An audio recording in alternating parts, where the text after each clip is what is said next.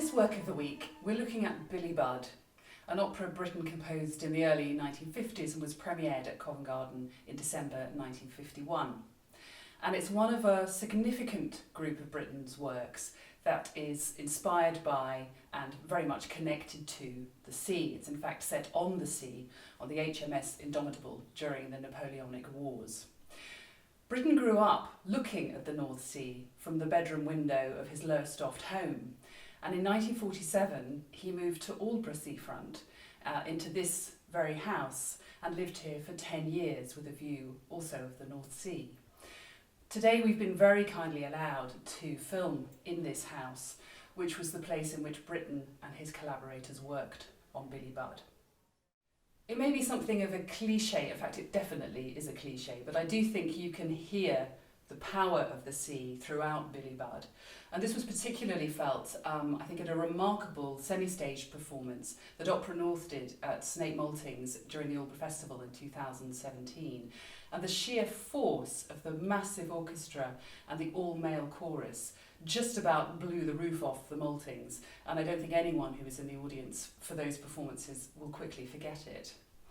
But Britten's also able to reduce this orchestra down to much more refined and nuanced forces to make particular dramatic and emotional points, such as the muted strings during Captain Vere's opening monologue, or the very melancholy saxophone representing the total despair of a sailor at one particular point.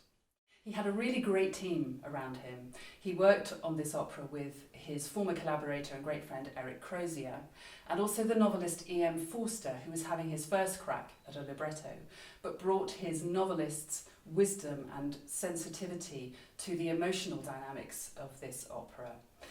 It's effectively a love triangle that's at the centre of it, revolving around this beautiful sailor, Billy Budd.